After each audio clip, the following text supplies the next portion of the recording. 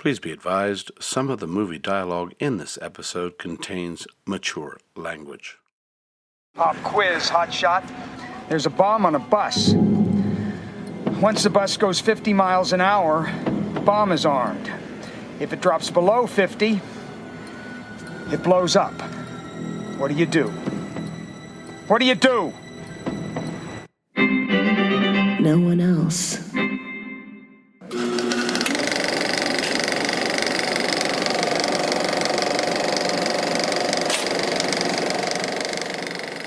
I killed a girl once. It was no accident. Put the gun right to the back of her head, blew her brains right out the front. I was in love. I strangled mine. Did you love her? She was okay. I'm so proud of you, Coach. I am. Sectional champs. I know what that means to these folks around here. A lot. I remember what it meant to me. The Hollywood Interview, Dennis Hopper. Few Hollywood players have led as rich and varied a life as that of Dennis Lee Hopper, who was born May 17, 1936 in Dodge City, Kansas. Hopper has appeared in 200 films and television productions since 1955, with 2008 showcasing Dennis the Menace, as he was nicknamed in his enfant terrible days, in no less than 8 feature films, the best being Isabel Croisette's superb Elegy, with Hopper in a masterful turn as Sir Ben Kingsley's best friend and confidant, and the lead in the Starz Network's first original series, Crash, based on Paul Haggis's award-winning film, telling a tableau of tales about the disparate denizens of Los Angeles. Hopper scores big again with his manic portrait of a legendary record producer who seems to be constantly teetering on the precipice of madness or epiphany. A longtime Venice resident, Dennis Hopper has been named one of the top 100 collectors of modern art in the world, and was recently honored by the Cinémathèque Française in Paris with a retrospective of his work. They're still after me. You know that.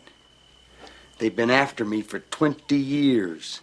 I mean, you kill a person, they don't let you forget. They stick after you like ghosts. I mean, they don't believe you when you say you're sorry. They want you to pay somehow. Underline. This day has been real disappointing, I don't mind saying. Why, because you didn't get to kill everyone? There will come a time, boy, when you'll wish you never met me. Mister, I'm already there. You see, I'm in charge here. I drop this stick, and they pick your friend up with a sponge. Are you ready to die, friend? Fuck you. Oh, in 200 years, we've come for my regret, but I have one life to give for my country to fuck you. Go ahead, drop the stick. Do it. Shut up, Harry. Oh, we got all the balls in the world right here, man. Give it up, you got nowhere to go. Shoot the hostage. Say goodbye, Harry. You know, you really do have the greatest Hollywood survival story ever. Yeah, and this is not a place where you want to try and survive. Well, one could argue that Hollywood is also a living metaphor for social Darwinism at its most twisted. True. Very true. You've had a busy year. Let's start by talking about Crash. I had just gotten back from the Cannes Film Festival, and my agent called and asked if I'd like to do a TV series. And they said it was an incredible part based on the film Crash, which had won all the Academy Awards. And the kicker was that I had 2 days to decide. But I'm glad I did it. It's been a lot of fun, and we're working very hard. Sometimes working 16-hour days, but nobody's complaining because the scripts are so good. And we have no restrictions in terms of what we can say or do, and in many ways we have more freedom than we would on film because we had a commitment for 13 episodes. And then 2 days after I shot the first episode, I was in France, where the Cinémathèque in Paris had spent 3.5 years working on a retrospective of my work and some of my art collection, and took the 5th floor of the Frank Gehry building where the Cinémathèque is located and built this virtual reality installation with 20 different screens that showed all the films I'd made, commercials I'd done, experimental films I'd made with Andy Warhol and Bruce Conner, and it covered my entire career up until now, and it was really amazing. This is the portrait of a sociopath that had a special relationship with Cassie, which he lied about. And maybe Cassie was going to tell his wife about their affair. Or she was real close to this guy and she accidentally gets wind of his recent double dealings, and the bastard hires someone to get rid of her. This is the man that had my daughter killed. My instinct was right about him before, and it's right about him now. Well, what do you want to do about it? I want him to tell me what he did. Watching your character in the first episode of Crash, I thought to myself, okay, so Frank Booth survived the gunshot to the head in Blue Velvet and became a record producer. Yeah, right. I mean, who else would call somebody an eyeless fuck except for Frank Booth? Yeah. My first conversation with my penis in the limo with the young woman driver, it's pretty hairy. When I hire the new driver who's black and say, "Gorillas in the mist," that's what the LAPD call you. He has no stop switch, my character. He says everything and insults everybody. He just goes for it. Which at one time could have described you. Yeah, probably. I guess so. It was so long ago now, I can't remember. Phil Spector and I had an office together for 10 years, and people have asked me if I'm doing Phil Spector in this, and I said, no, I'm doing me. The office was right up on Sunset before you go into Beverly Hills. David Geffen was in there for a while, too. We have to talk about the character of Frank Booth in Blue Velvet. I read an interview with David Lynch where he said you called him after reading the script and said, "David, you have to let me play this part because I am Frank Booth." Well, actually, he'd already cast me, but I did call him after he'd cast me, and we'd never met at that point, and said, "You haven't made a mistake because I am Frank Booth." So supposedly, he went back to the table with Kyle MacLachlan, Isabella Rossellini, and Laura Dern, and they were all having lunch together, and said, "I just got off the phone with Dennis Hopper, and he said that he was Frank Booth, which I guess is really good for the picture, but I don't know if we'll ever have lunch with him."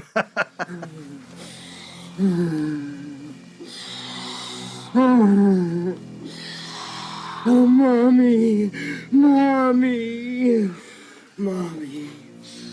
Mommy loves you. Baby wants to fuck. Get ready to fuck! You fuckers, fucker! You fucker! Don't you fucking look at me! I know you've done TV work before, going back to its infancy in the 1950s, but how is working in TV a different process from doing a film? Or is it? Well, you have more time to develop a character, first of all. Instead of an hour and a half, you've got 13 hours. In this instance, doing regular television, you have lots of restrictions, but doing cable, you have no restrictions, and you can push the envelope a lot farther.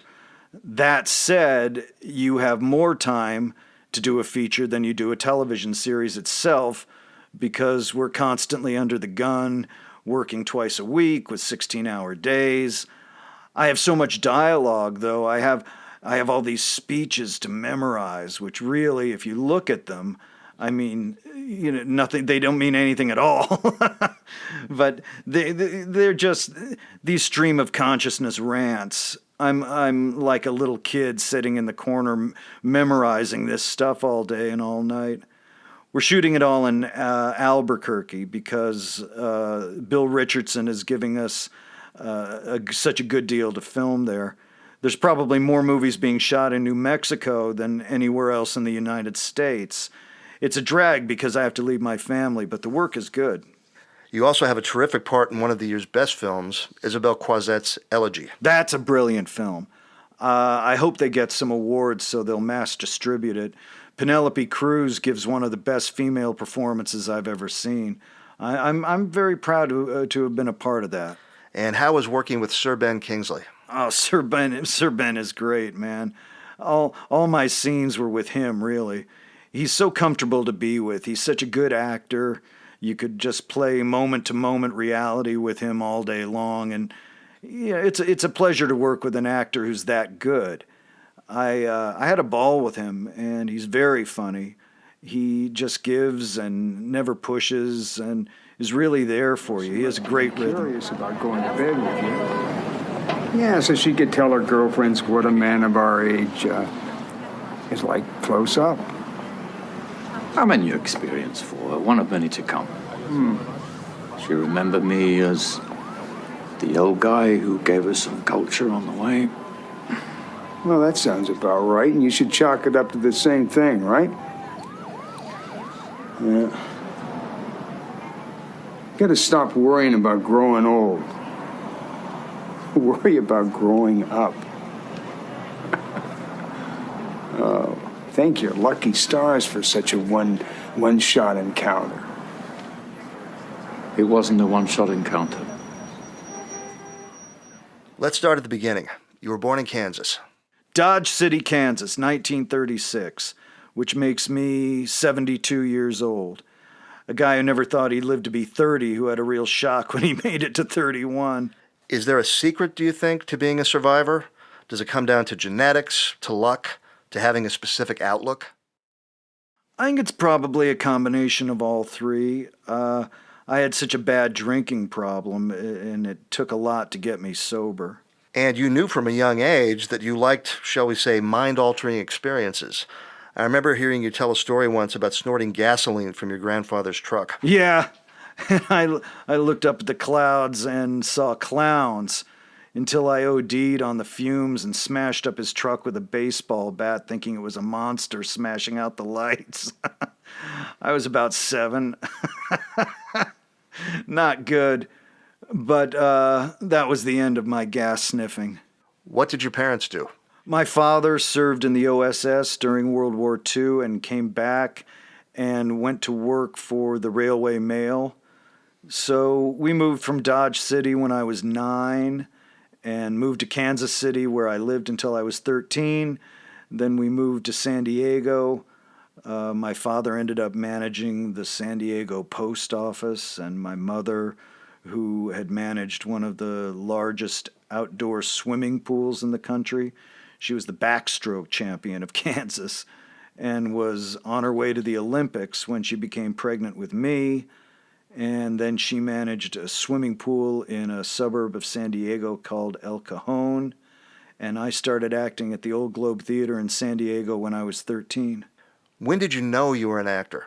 I wanted to be an actor from the time I saw my first films, which I think were singing cowboy pictures like Roy Rogers. What else do you remember about that time? It was the Dust Bowl, so I had to wear a gas mask to school 5 days a week, and my grandmother would open the door and 5 inches of dust would blow inside. There were bread lines and soup lines, and it was really bad. The whole middle of the country had blown away. My grandmother used to fill her apron full of eggs, and we'd go into town and she'd sell the eggs. And we'd go to the movies while my grandfather would be out working on his wheat farm. I got my first sheepdog from the Clutters, the family that was murdered years later that Capote wrote about in Cold Blood. When I was 18 years old, I came to Los Angeles, went under contract to Warner Brothers, and did Rebel Without a Cause, my second movie. Well, I know both Nicholas Ray and James Dean were profound influences on you. Yeah, Dean made a real impression on me. I thought I was the best young actor around, and then I saw him. And I'd never seen anybody improvise before. I'd always been doing Shakespeare and other plays where everything was a preconceived idea, preconceived gestures, how I said a line. And here he was differently every scene, adding things to the script. And it was really confusing to me initially. I grabbed him one night and I said, "What are you doing?" And we talked for a while, and I asked, should I go back and study with Strasberg?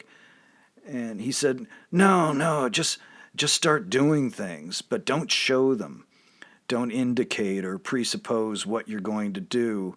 Live in moment-to-moment reality. Instead of drinking your coffee, just drink your coffee. Just smoke your cigar. Don't play smoking the cigar. You'll find the simplest things become very difficult the first time you get on stage or in front of the camera, but eventually you'll get through all that. Just live in the moment. I love Texas as much as you do, Dad, and I want to work here. I just want to work in a different way, that's all. So that was the beginning of it.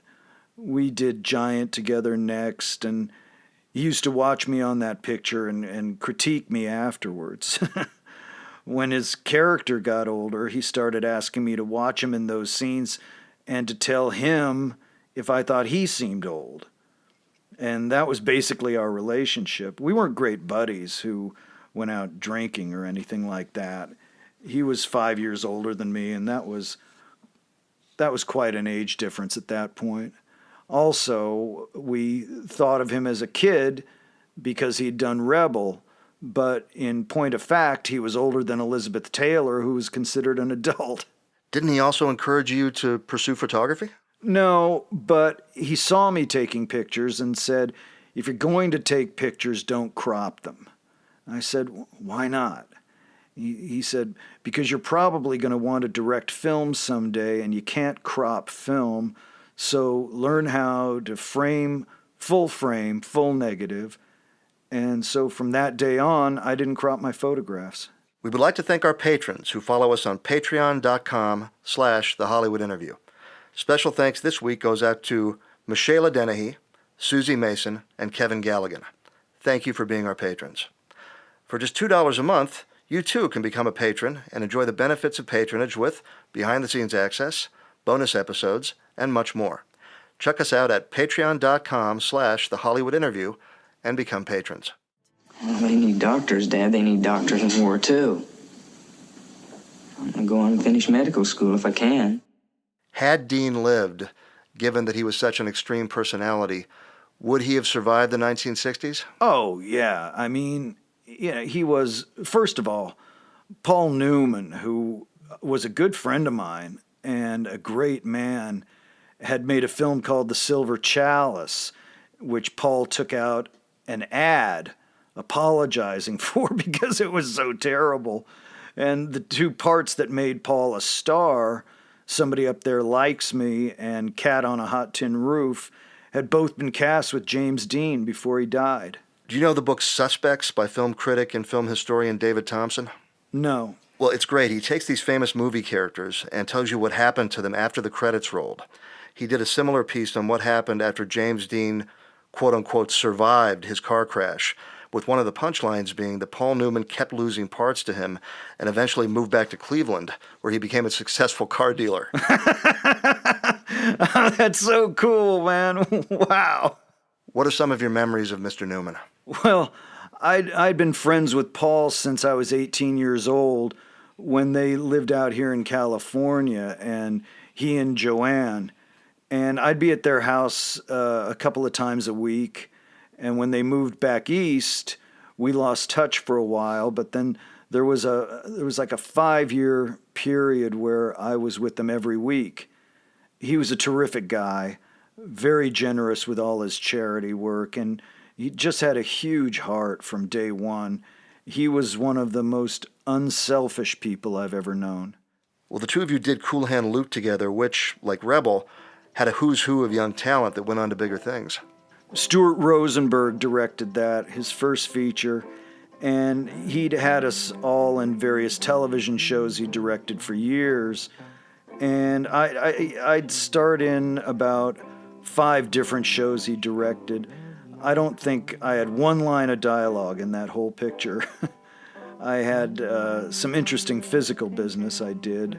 Baba Lugats was the character's name, and I just sort of mumbled a lot. What was the atmosphere like on the set? I've heard you all became pretty tight. We did. We shot it all up in Stockton, California. We wore our chains and prison clothes all night. We'd go to sleep in this motel with all our chains on and go to the restaurant and this little nightclub there, and we'd be in all our chains, and if a lady wanted to dance with a prisoner, she could. It was a fun shoot. Rosenberg was always fun to work with. And back to Rebel Without a Cause. Tell us about Nicholas Ray. Well, Nick and I had a long, long relationship. He came and lived with me for a while. He showed up at the Cannes Film Festival when I was showing Easy Rider and asked to borrow $500, which I didn't have at the time. He said, "Come on, you can get $500.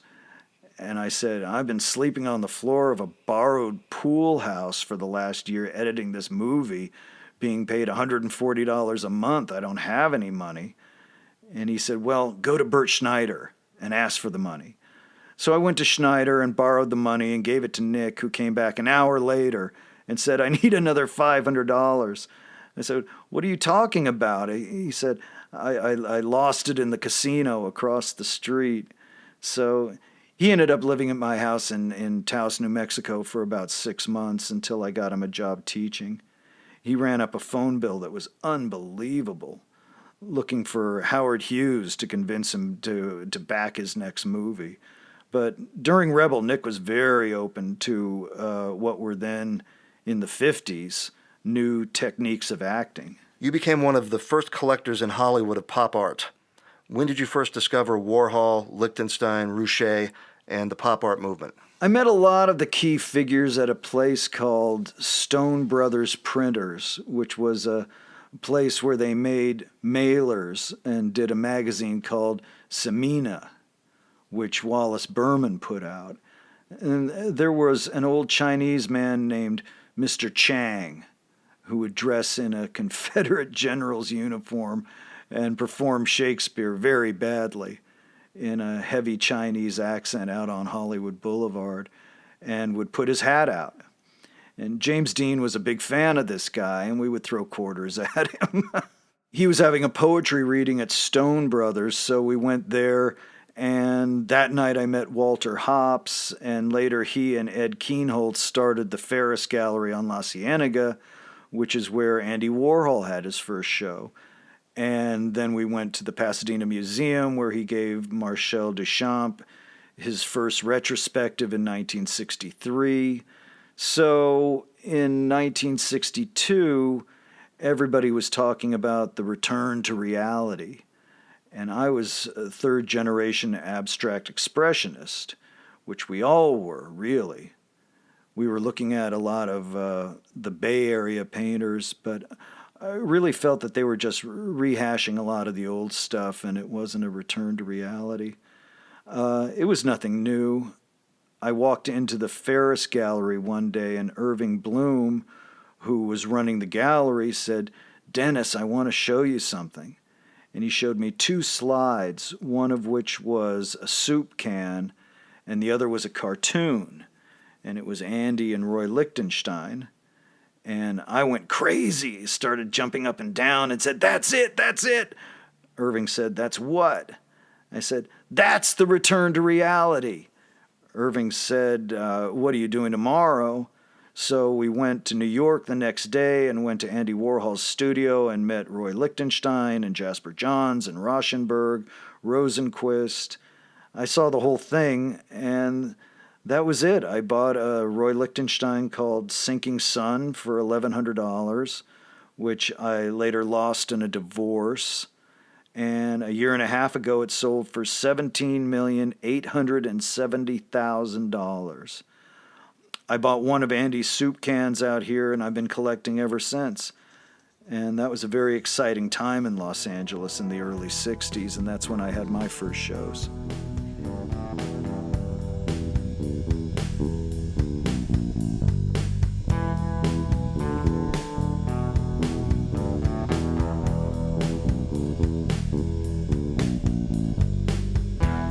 You know, it's interesting because I think most people view pop art as being an East Coast movement, and not that it was born here in Southern California. Yeah, and all the East Coast guys came out here for the Duchamp retrospective. We were all so backward, we had a great thing to fight against. Around 1965, the Los Angeles County Museum, one of the curators, bought a Jackson Pollock. And the board of directors got together and were furious and refused to show it in the main museum, calling it communist propaganda.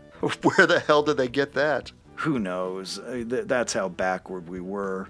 Then Kienholz did Backseat Dodge, which was this sculpture made out of wire of two people that looked like they might be making it in the back seat, and they closed down the whole LA County Museum because of this. Around this same time, the LAPD came in and busted Wallace Berman's show at the Ferris Gallery and destroyed all his pieces out in the alley because he had a nude picture of his wife on display. But it was a great thing if you were an artist to be sort of underground. When you paint a picture or shoot a photograph, is it a different process from when you act, or do you feel like you're sort of tapping into the same vein? I think they're all different disciplines, but working with Strasberg, we worked on our senses and brought back emotional recall and so forth. So I think you work with the same instrument and just apply it to different disciplines. I was born in Dodge City, Kansas, and I'm really just a middle-class farm boy at heart. I really thought acting, painting, music, writing were all part of being an artist. And I never thought of them as being separate. I could never play music, but I always loved music, and I tried to apply that. Easy Rider was the first film to use, quote, found music that was popular at the time. Prior to that, most movies were scored with an orchestra. Colors was the first million-selling rap album. And I produced Miles Davis' last album for the Hot Spot. When I went under contract to Warner Brothers, it allowed me to have a cultural life instead of having to get a normal job bussing tables or putting on a suit and having to go into the office. I just never stopped painting, taking photographs, writing. There was no pressure to put that childish stuff away. It allowed me to continue to be a child. Well, then you had a seminal experience with director Henry Hathaway on a picture called From Hell to Texas. Yeah, that was in 1958 with Don Murray, Diane Varsi, and Chill Wills, and I got into a lot of trouble on that.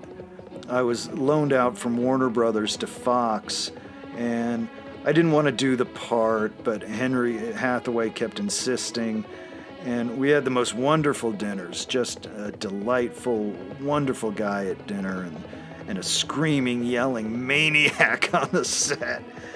But I ended up working for him more than any other director. I did 3 films for him by the end. But Hathaway was also the antithesis of what you responded to. He was an old-school director who carried a writing crop. Yeah, and he'd tell you exactly where to move and how to walk, how to talk. He'd give you line readings. Well, I was now trying to live in the moment and doing things without preconceived ideas. And I walked off the picture 3 times on location. He'd beg me to come back, and then we'd have a wonderful dinner where he'd be utterly charming. And I'd say, Mr. Hathaway, tomorrow I'd like to try the scene this way. And he'd say, Sure, kid, whatever you say. And then the next day on set, he'd be screaming and yelling again, and I'd say, Mr. Hathaway, last night at dinner you said I could try this. And he'd scream, That was just dinner talk, kid, dinner talk. We're making a movie here. Now get the fuck over there and hit your mark and say your lines, I tell you. So you really wanted to drive him crazy. You'd put a paper cup in the scene, and it'd be, paper cup in a fucking Western? They didn't have fucking paper cups in the old West, goddammit. So on the last day of the picture, I came on the set at 20th Century Fox, and he said, Hey, good morning. See that over there? Know what those are? I'd say, Well, those are stacks of film cans, Henry. He'd say, That's right. I've got enough film there to shoot for 4.5 months. Did you know that I own 40% of 20th Century Fox? No, I didn't know that, Henry. Well, I do. See that over there? Yeah, those are sleeping bags. That's right. We're going to do this scene till you do it my way. And it was a 10-line scene. And we'll send out for lunch, dinner, and we'll sleep here for 4.5 months, and then we'll send out for more. So we started about 8 o'clock in the morning, and around 11 o'clock at night, after 85 takes, I finally cracked and said, okay, tell me what you want to do. I did it, and then I walked out. And it wasn't like somebody sent a black ball around after that, but word got around that I wasn't somebody who wanted to work with again. And soon after that, I was dropped from my contract at Warner Brothers, and I went back to New York, and I started studying with Strasberg for 5 years. I didn't have another major role in a studio picture for nearly 10 years until Hathaway hired me again for The Sons of Katie Elder in '65. Around the same time, you cut your teeth directing for Roger Corman, doing second unit on The Trip. What was it like stepping behind the camera for the first time? Well, Roger was the kind of guy who wouldn't give us any money, but would let us take cameras and equipment out on the weekends and shoot. And Jack Nicholson had written the screenplay for that picture, and it was a wonderful screenplay. The stuff on Sunset Boulevard and the acid trip and the stuff in the desert was all that stuff that I shot, because we didn't feel that Roger would have the inclination to shoot that stuff, so we did it all on weekends. You got to work with some of the great directors throughout your career, really from day one. Who are some of your greatest influences, would you say, behind the camera? I'd say George Stevens and Henry Hathaway. Strangely enough, even though I fought with him a lot, he had a great leanness to his work. Nick Ray on Rebel was a big influence, just watching him allow Dean to do what he did on that film. I've worked with so many top directors. John Sturges was another great one. You learn something from everyone, even if they're terrible directors. A lot of directing is really like being a floor manager of a department store where you're just managing all these different divisions and time is your worst enemy. I heard this crazy story that during the filming of True Grit, John Wayne actually chased you around Paramount with a loaded gun?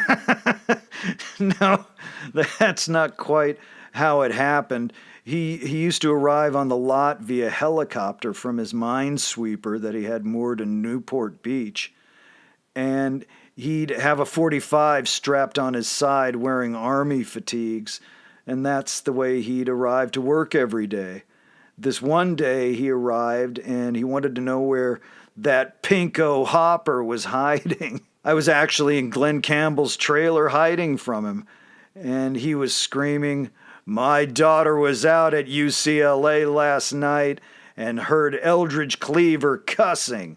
And I know he must be a friend of that pinko hopper. Where is he? I want to talk to him." So he wasn't literally running around with a loaded gun looking for me. He was walking around with a gun at his hip.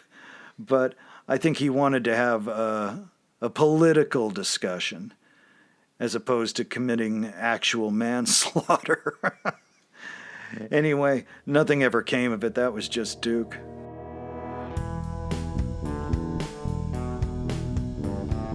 The Hollywood landscape is littered with tragedies, broken promise, and self-destruction. Many promising artists stumble once and never recover from that initial fall. In the history of American film, there's never been a phoenix-like story of survival and rebirth quite like that of Dennis Hopper, who has gone from Warner Brothers contract player in his late teens to Hollywood outcast to renowned artist, photographer, and art collector, to the man who brought independent cinema into the mainstream with Easy Rider, to being outcast again and nearly destroyed during a period of heavy drug and alcohol abuse. There are single incidents of self-destruction in Dennis Hopper's life that most human beings could never walk away from in one piece, and by his own admission, Hopper repeated these incidents dozens of times over decades, until finally getting sober for good in 1985. Dennis Hopper was played by Vernon Scott. Vernon Scott is an actor and voice actor. You can reach out to him on Facebook. We love chatting about movies with our audience. Feel free to reach out to us on Facebook at The Hollywood Interview. And of course, please go to Apple Podcasts, Stitcher, Spotify, Google Play, or wherever you listen to your podcasts. And please rate us 5 stars and share with your friends. It all really helps. Produced by Alex Simon and Connell O'Hurley for Wanderer Productions and No One Else Media. Edited and sound designed by Connell O'Hurley.